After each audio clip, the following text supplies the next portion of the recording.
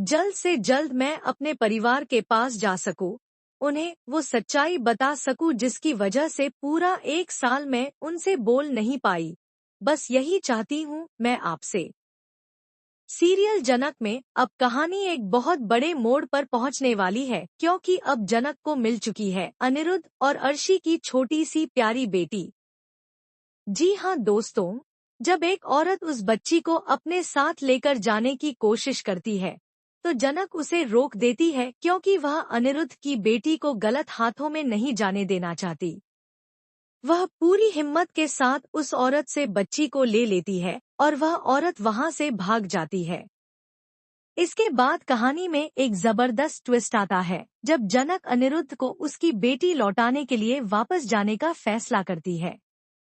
लेकिन तभी अचानक कुलभूषण के गुंडे उसके सामने आ जाते हैं, जिन्हें देखकर जनक घबरा जाती है।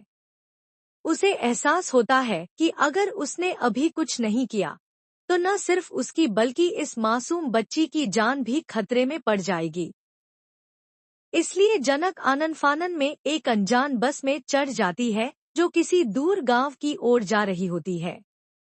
जनक सोचती है कि वह सुबह तक वापस लौट आएगी, लेकिन किस्मत उसे कहीं और ही ले जाती है और वह चाहकर भी वापस नहीं आ पाती।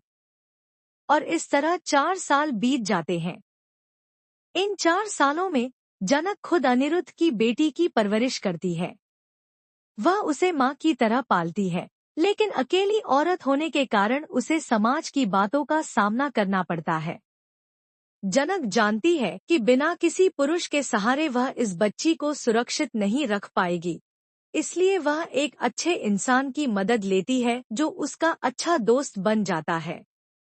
हालात ऐसे बनते हैं कि जनक को उस दोस्त को बच्ची का नाममात्र का पिता बनाना पड़ता है, ताकि बच्ची समाज में सुरक्षित रह सके। जनक यह सब अनिरुद्ध के लिए और उसकी बेटी के अच्छे भविष्य के लिए कर रही होती है। लेकिन दोस्तों, अब कहानी में सबसे बड़ा धमाका तब होता है जब उसी गांव में अनिरुद्ध की भी एंट्री होती है और वह अनजाने में अपनी ही बेटी और जनक के सामने आ जाता है।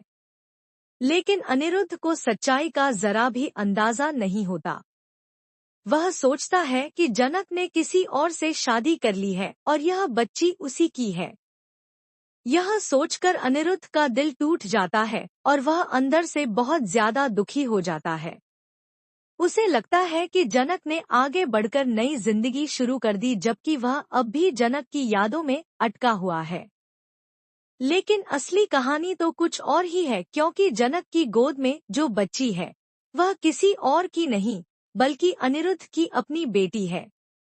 अब देखना बेहद दिलचस्प होगा कि क्या जनक अनिरुद्ध को इस सच्चाई के बारे में बताएगी। क्या अनिरुद्ध अपनी मासूम बच्ची को पहचान पाएगा?